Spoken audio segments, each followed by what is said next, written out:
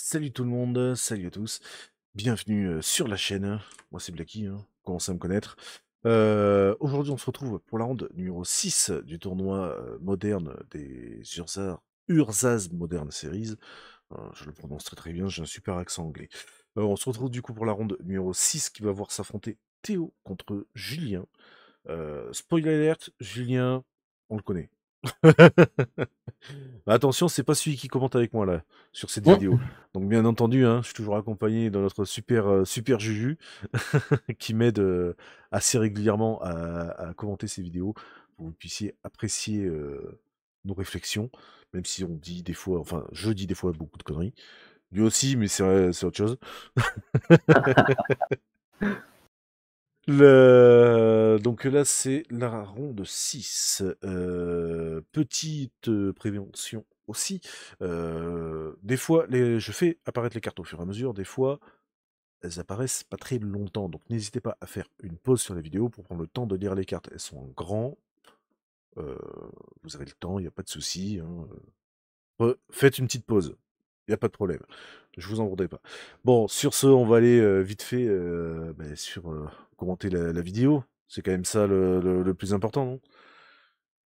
Tac. Bon, est-ce que tu as quelque chose à dire cette fois-ci sur les joueurs? Question. euh, Non? bah, je suis pas certain de savoir qui est Théo. Là, avec le tapis, le protège-carte et les mains, je suis pas sûr de reconnaître la personne. Mais Bon, en revanche, Julien, c'est un joueur qu'on connaît. Que moi, je connais depuis une quinzaine d'années maintenant.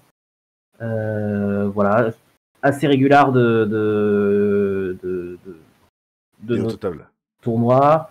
Voilà, c'est un joueur qui est assez investi et qui perd plutôt pas mal. Ouais. On va pas dire trop de compliments de lui parce que bon, hein, Sinon, il va prendre la grosse tête. c'est clair. Mais alors, Théo, moi, il me semble que je le connais, parce que ce tapis me dit quelque chose. Pareil pour les sleeves, il me semble que c'est aussi une personne qui est déjà passée à la caméra. Alors c'est Rick et Euh, Morty. Notamment, oui, je pense qu'on a bien reconnu quand même le Rick et Morty.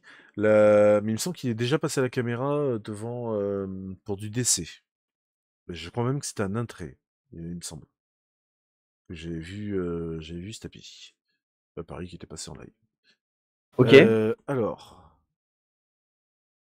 côté gauche, alors ancien steering, il y a deux possibilités. Soit ça peut être de l'Urzatron, Ouais. soit c'est Ardennet Scale. Ok. Après, Je suis tout à fait d'accord avec il me ton. semble qu'il y a potentiellement un troisième choix, mais je saurais pas dire lequel. C'est pas Affinity. Bon, ça joue pas vert. Par certains decks Euh, un peu combo. Bon, mais là, en fait, l'Horizon Canopy nous indique que c'est Arden Scale après. ouais. Et là, il va jouer complètement autre chose. Et je vais, voilà. Bon, non, c'est bon. Par contre, Ardennet Scale, ça pour ça, ça peut aller quand même assez vite, hein. Oui, tu le joues Parce toi, que hein, Arden Scale, il me semble. j'essaye de le jouer un petit peu. C'est pas facile. Toi-même, tu me l'as dit que c'est un deck qui est très difficile à piloter. Mais Ouais. c'est un deck que je trouve sympathique. Que je trouve vraiment sympathique. Bah, du fait que moi j'ai commencé du coup en moderne avec Affinity. Et en fait, dans Hardened Scale, tu retrouves un petit, entre guillemets, une petite partie d'Affinity, bah, notamment là, avec le patchwork automaton. Ou automate, j'ai plus la trad Ouais. exacte. Euh, et puis c'est un deck où j'ai déjà pratiquement fait toute la base du deck. Il manque pas grand chose pour le compléter. Donc c'est un deck qui m'intéresse assez. Une Alors, mauvaise langue, je dirais que c'est Affinity où il faut réfléchir. Mais bon, c'est pas notre genre d'être mauvaise langue, mec. bah, Affinity, non, j'ai très vite arrêté. C'est très bien pour les débutants, mais quand tu commences à vouloir rentrer un peu dans le vif du sujet, bah, c'est quand même un petit peu mou, quoi. plus à qui j'en parlais, mais c'est quand même un deck qui est hyper all-in, et à partir du moment où t'as joué toute ta main, t'as plus rien à faire. Mhm. Et ça peut soit faire une sortie canon ultra violente, soit ne rien faire, et puis tu te fais rouler dessus, quoi. Ce qui a été assez régulièrement mon cas.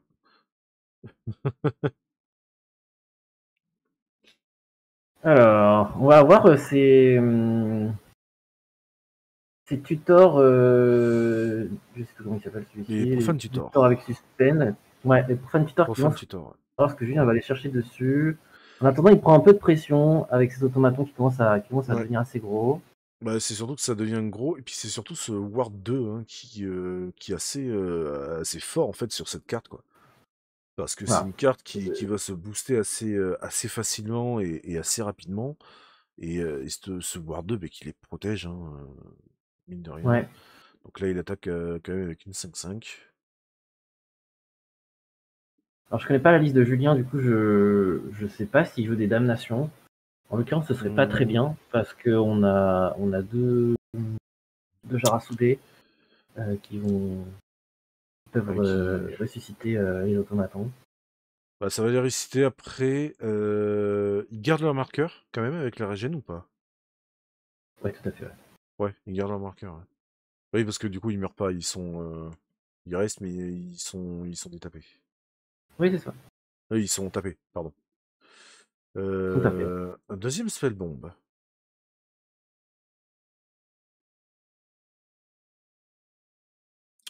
Il y a un Cabal Coffer côté Julien. Je crois que j'ai vu un Baby Carn. Ouais, il y a un Baby Carn et il y a un beau Master à droite. Sûr. Mhm. Alors là, du coup, on est sur le troisième trigger de la première épopée de Théo. Donc, qu'est-ce qu'il va faire? Là, il y a deux possibilités avant la résolution de sa troisième capa. Soit il peut faire un incolore, soit créer une construct. Il va prendre le mana, j'ai l'impression. Ouais. Bah, vu le peu de mana qu'il a, je pense que ce serait Tu le tapes comme ça pas. en premier, en général. Ouais.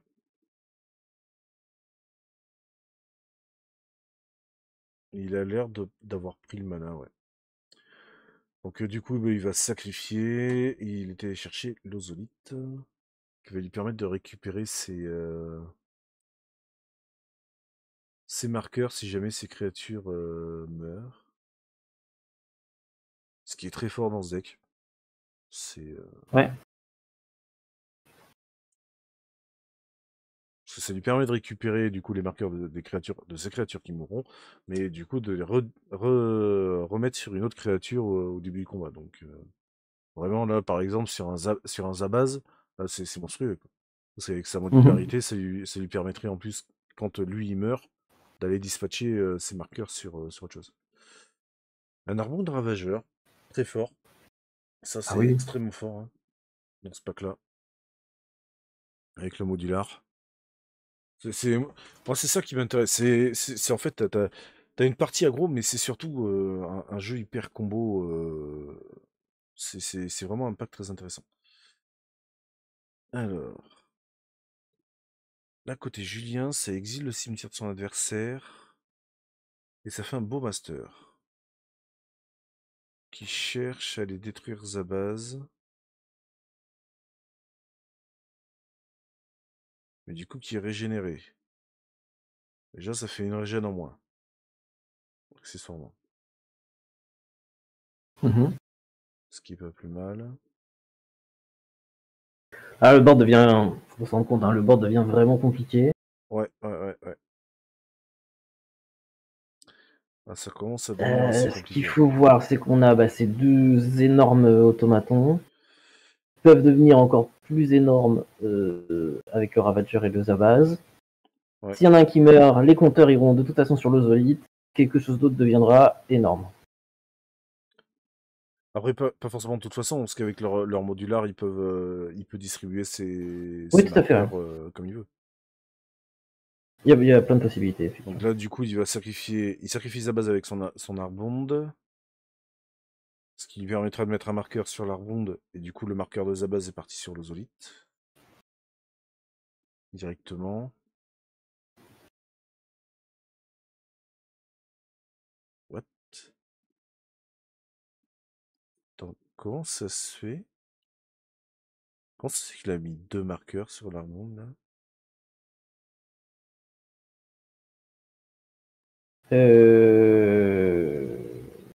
J'ai pas vu l'action, je t'avoue. Il était à 1, il passait à 3, c'est ça? Attends, là, il y a un truc que je pige pas.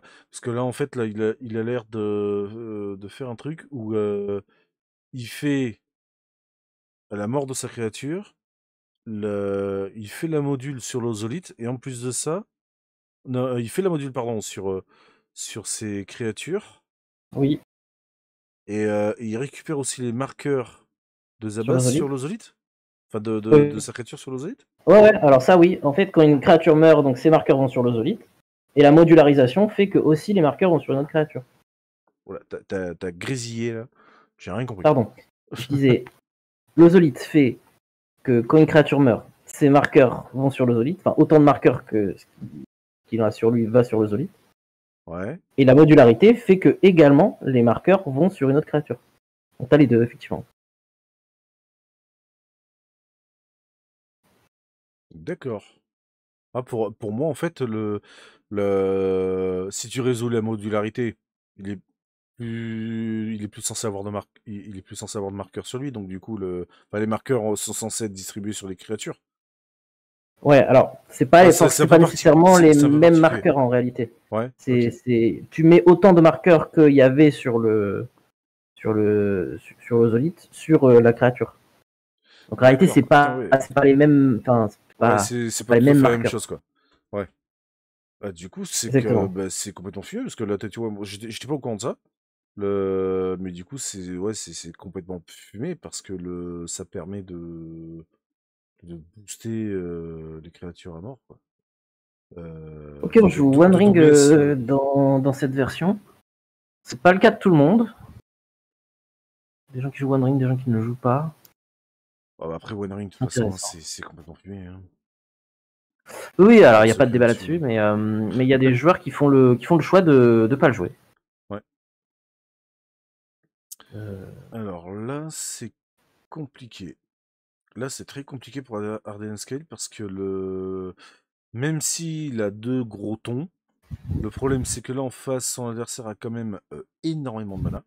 Parce qu'il a du coup son Urborg et Cabal Coffer, donc il a 5 terrains noirs, donc 7 mana. 3. euh, Donc là, il a 7 mana. Mm.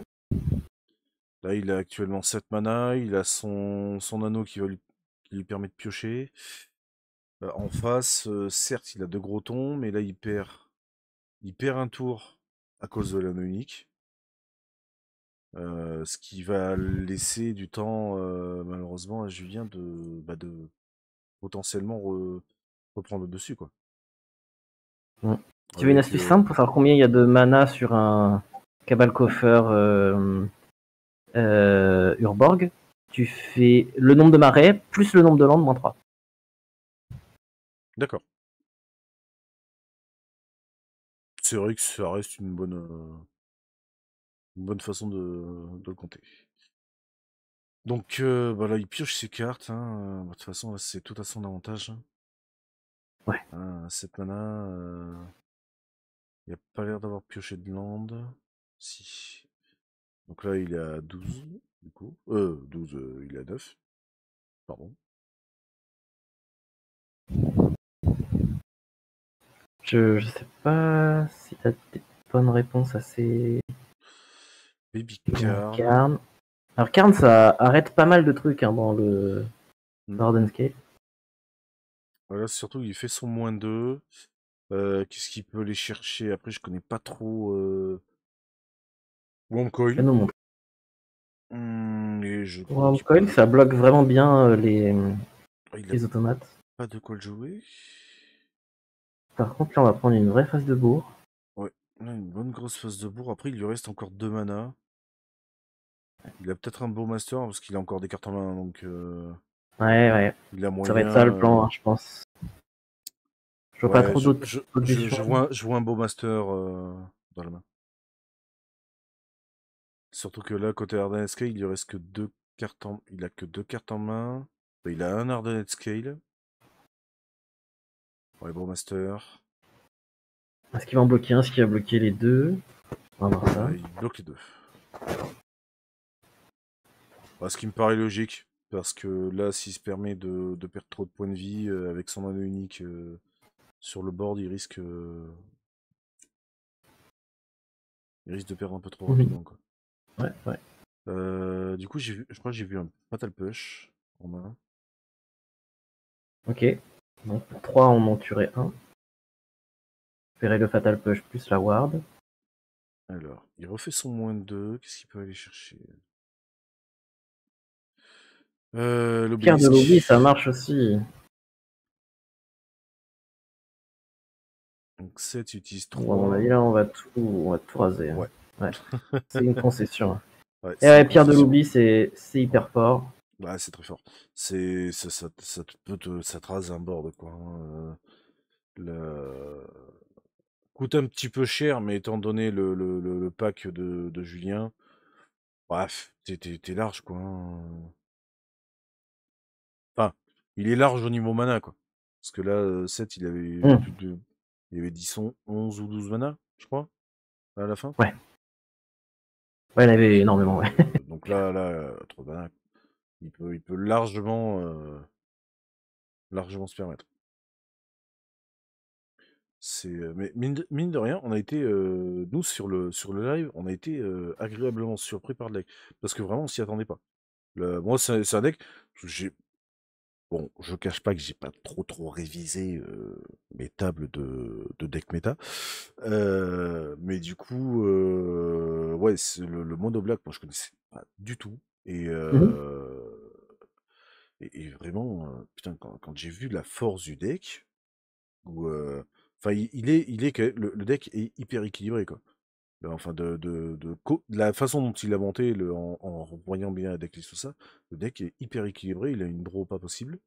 Là, il a des réponses partout. Moi, je m'y attendais pas. Je pensais pas Alors, c'est un avoir. deck ouais, qui n'existait pas vraiment avant l'arrivée de The One Ring. Ouais.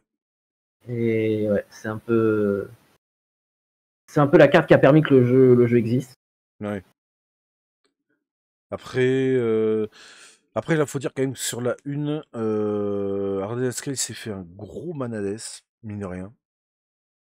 Oui, Pour devoir aller chercher le tambour de Sautefeuille avec sa saga d'Urza, c'est qui était dans la sauce quand même. ouais, mais c'est un peu le défaut, je dirais, de devoir jouer des 4 cartes des landes qui meurent au bout d'un tour, quoi.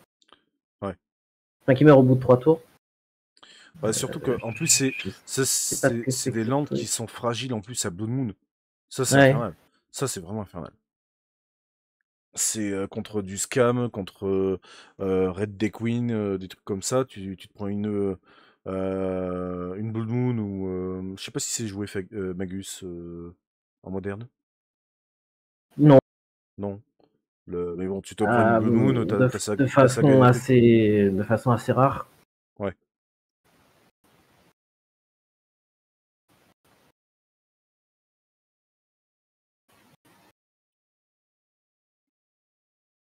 Ok, Field of Ruin. Directement sur la saga, ce qui est pas plus mal.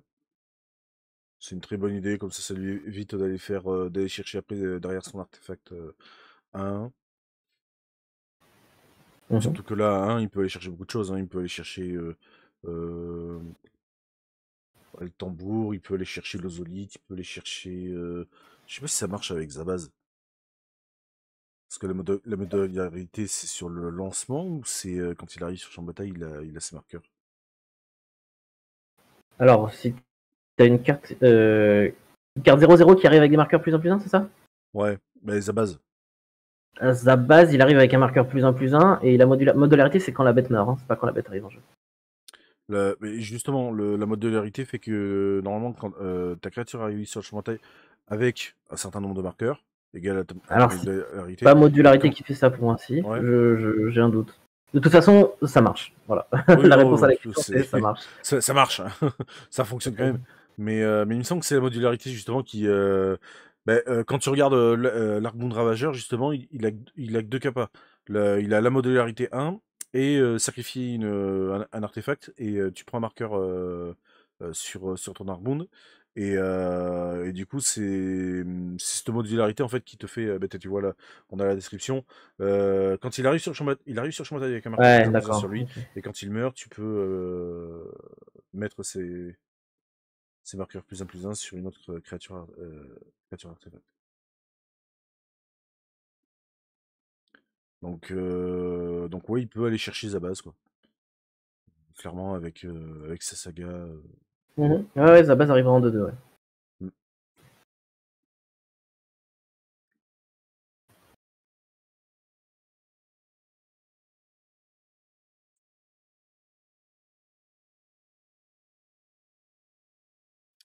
Donc là, il a l'air de vouloir sacrifier son... Alors, j'ai plus le nom de la créature. Fata push sur l'Arcbound. Ce qui est pas idiot en soi, ça évite qu'il Mhm. se booste trop. Après, avec sa modularité, ça va faire en sorte que ses marqueurs vont aller ailleurs.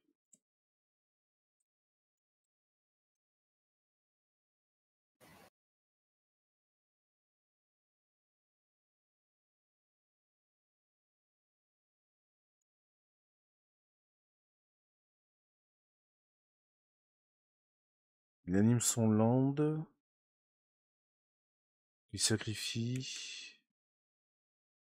Ok, donc du coup, il a 4 marqueurs, il va les mettre directement sur l'automaton. Qui se transforme du coup en 5 grâce à l'Ardead Scale. Yes. C'est ça qui est fort au final avec ce deck, quoi. Ouais. Ça peut aller très vite, quoi. Ah, ça, oui.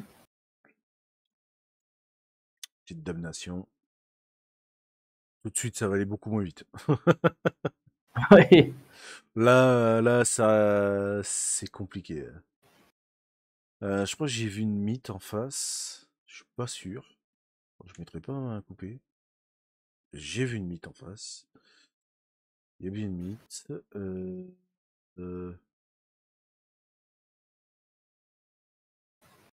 Merde, c'est quoi cette carte? La première, ça me dit quelque chose. C'est un Putain, poste de montage, non? je crois. Quelque chose comme ça. Non, Ah, module animation de d'animation. module. Donc, chaque fois qu'un marqueur plus un est mis sur un permanent qui contrôle, il peut payer un.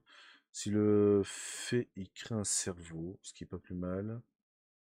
Et ok, j'ai pas eu le temps de tout lire. Ah, ça, c'est pas mal du coup avec. Ouais, ça fait une bonne combo du coup entre l'Arcbound Mhm. et Patchwork. Oui.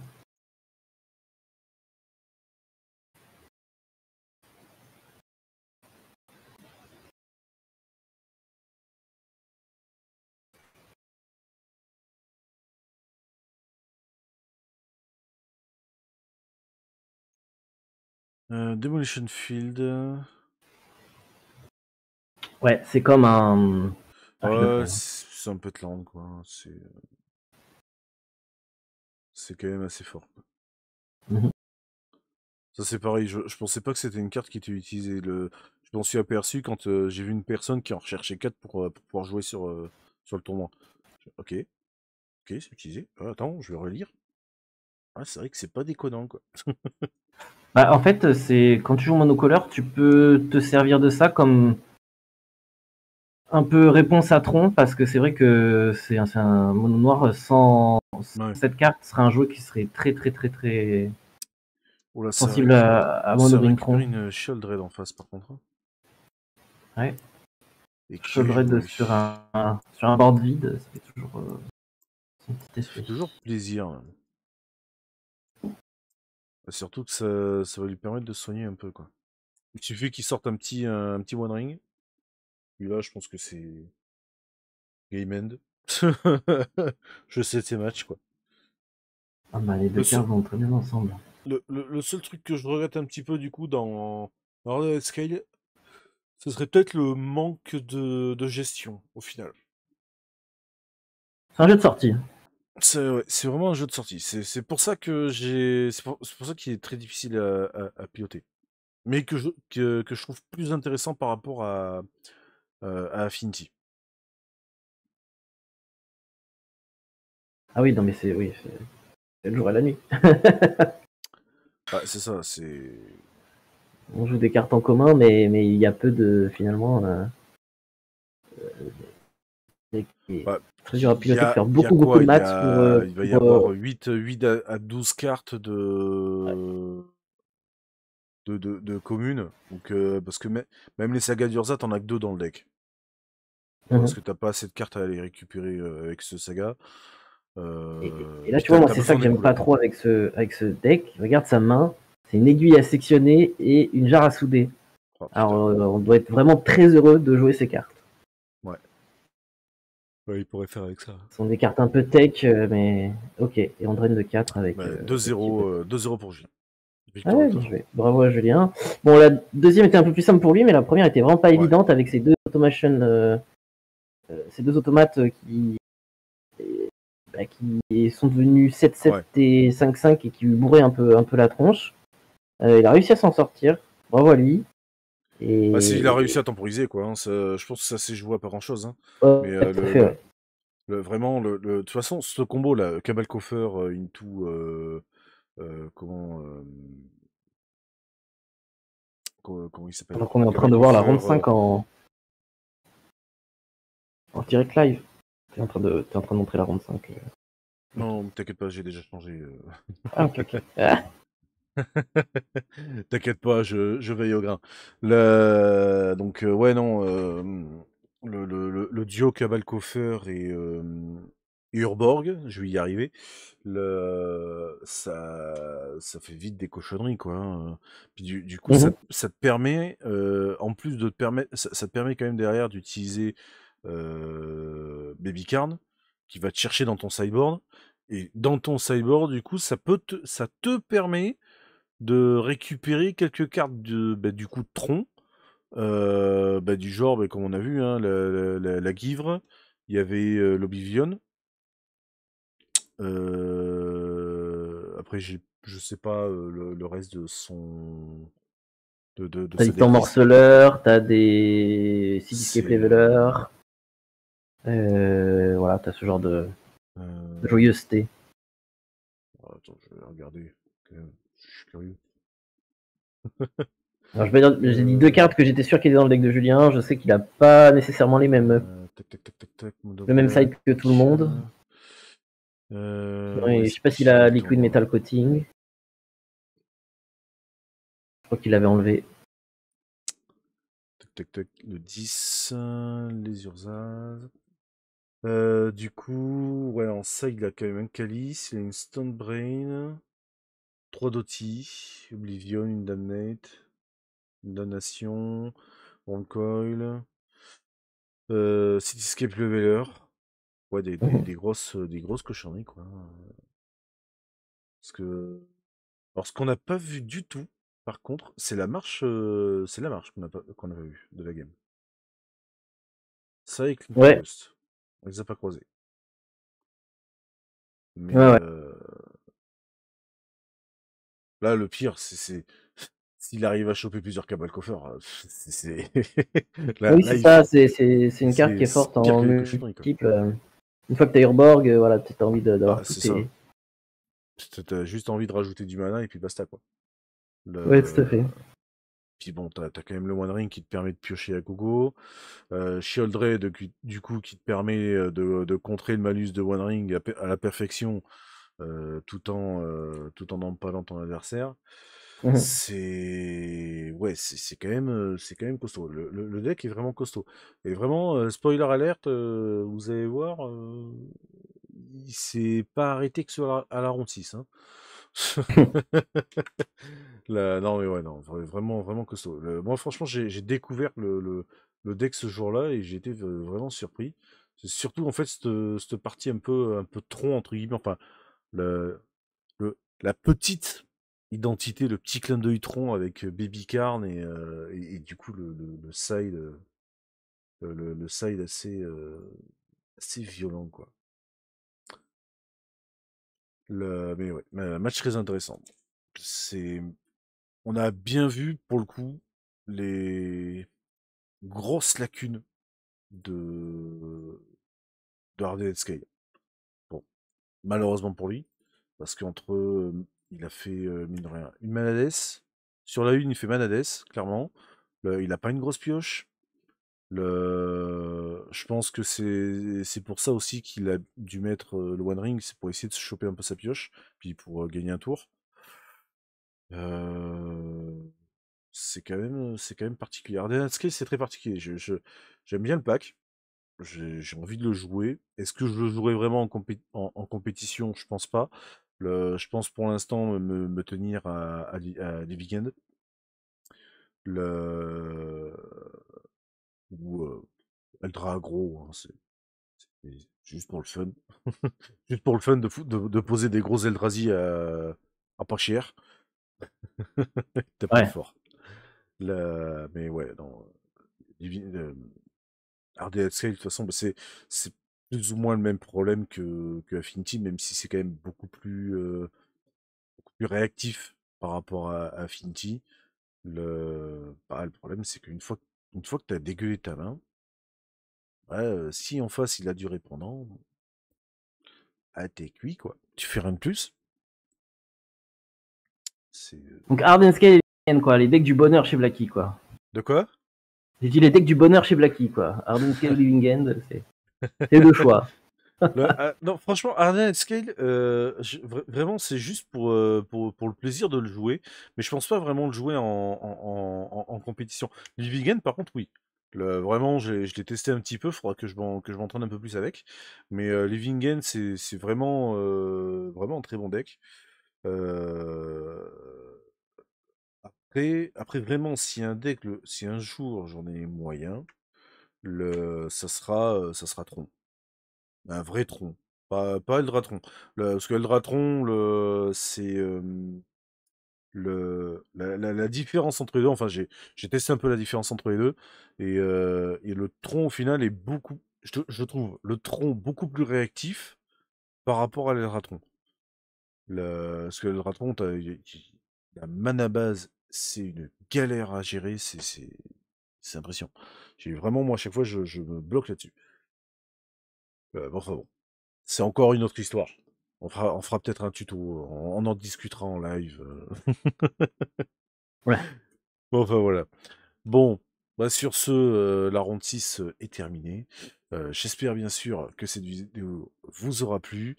Merci, comme toujours, à Julien pour son coup de main, pour ses commentaires de qualité. Et je parle bien de Julien, le commentateur, et non pas Julien, le joueur. Ça, on verra ça plus tard. Il y aura peut-être une intervention surprise d'un certain joueur. Mais ça, on verra ça le jour J. Bien entendu, vous avez tous les liens dans la description. Vous aurez peut-être aussi certaines decklists, notamment celle de Julien. En principe, celle-là, j'y ai accès, vous l'aurez.